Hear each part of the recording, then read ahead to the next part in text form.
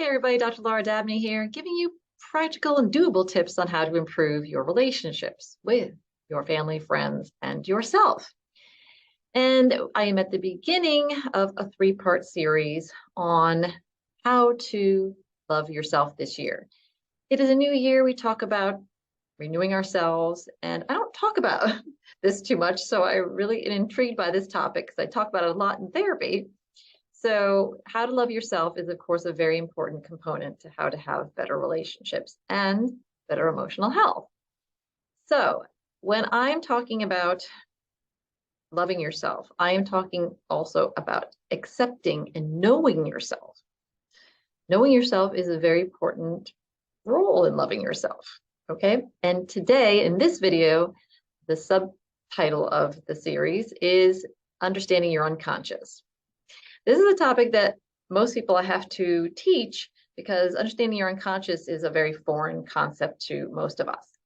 We think of ourselves as being conscious beings, and the unconscious isn't really important.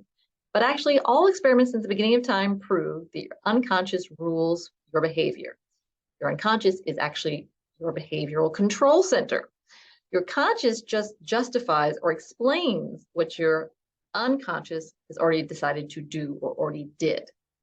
Okay, and your unconscious likes past patterns, past behaviors, past understandings, anything in the past, and it sees them as safe.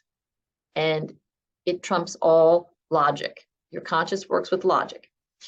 So if you, in a very famous experiment, these subjects were put into a room and they were then taken out of the room and asked to rate the level of cleanliness. And they rated it, let's just say, as fair. Okay. Then the experimenters actually went into the room without them there and placed cleaning objects in the periphery, somewhat out of view, but not totally out of view. They asked the people to come back into the exact same room, but now just with the cleaning products. And then they brought them back out and asked them to rate the cleanliness of the room. And guess what? They said it was cleaner. And they asked, well, what made you decide it was cleaner? Oh, the floors were shinier, the air smelled better, it wasn't as dusty. All not true. But they didn't know that their unconscious had already put together cleaning products equals clean. That's what the pattern they had learned growing up, and they stuck with, despite not. So no logic was used there, just that they unconsciously saw the products and thought it was cleaner. Okay?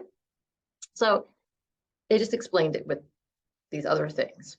That's what happens all the time. And it also is a reason why abuse tends to run in families, despite a conscious decision that you do not want the abuse to run through the family. You can say it, but then I see this all the time is when people will actually come in and they've repeated the abuse, often in a little different way, but it is a repetition because repetition is safe and safety trumps logic.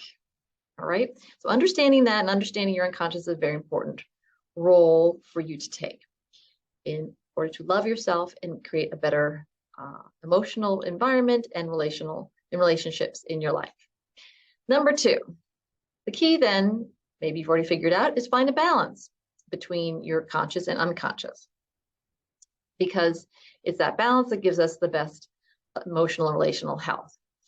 If your conscious is too much in control, you're going to shove down anything that might be coming up from your unconscious, like feelings, creativity. It's like over control, and that's the cause of most anxieties, panic attacks, and depression. The other way around, if your conscious is too little involved, too little, and your unconscious is more in control, then you will have something like a psychosis or a lot of acting out behavior, which we equate to a personality disorder. Okay, so the key is to find that balance, understand your unconscious. I call it get curious with yourself, getting curious about your unconscious, and so you don't let it run amok, but you're not ignoring it either. Okay, so how to do that? Number three, how do you get to learn more about your unconscious? It's never going to be as glaring as your conscious. So it takes quiet time. Quiet time is a very, very important role in your life. And I think it's why yoga and meditation have become very popular recently, by the way, because that's when you can get in touch with that little voice that's going on under here. What's that emotion? What's that? What is that thought? Where did that come from? Get curious, follow it, see where it leads. Dream journals, another great way to get in touch with something that's going on unconscious. When you're sleeping, your conscious is sleeping. Your unconscious is not. You have a hormone that your body puts out to keep you from acting out on your unconscious, but that's what's going on in the dream. So following that, getting again curious about it, writing it down and figuring out where it came from is very important. Lastly, creative endeavors, painting, drawing, writing poetry, writing, any of that is a great way to figure out what's going on in there, right? So when we do these creative process, again, we're sort of tucking away our conscious and creating something. It comes from the unconscious. A great example of a good friend of mine who painted monster faces. In doing this, she just tickled her. She'd bring them into our art class and she'd talk about them and she just loved them. And she did it for quite a long period of time. And in doing so, she started realizing, well, this is how she feels a lot. Like she gets angry or upset and she just imagines and she's going to be this monster. So she has to contain that and bury it, but that's what was the source of this. She's actually also realized she was kind of a passive person, and that's what the passivity was doing, was blocking those monsters. So here she was getting it out on canvas, and guess what? She won all the awards because it's so creative. So you can not only get a hold of and start understanding your unconscious, but you get rewarded for it. So that is understanding your unconscious, the reason why it's so important, how to do it, how it can improve your life. And this is all a part of loving yourself, right? To look at and understand every single part of yourself. So if you have any trouble with that, of course, I am here, 757-340-8800.